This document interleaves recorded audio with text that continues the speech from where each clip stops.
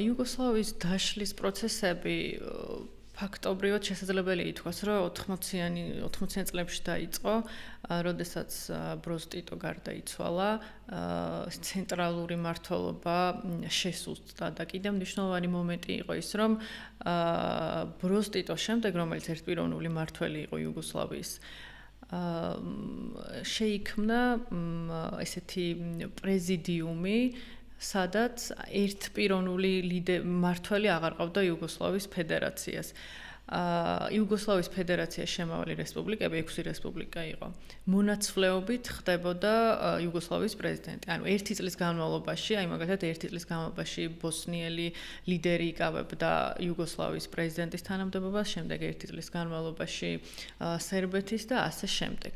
რამაც ცენტრალური ხელისუფლება შეასუსტა და თანდათანობით განვითარდა ის მოვლენები, რამაც იუგოსლავიის დაშლის პირამდე მიიყვანა.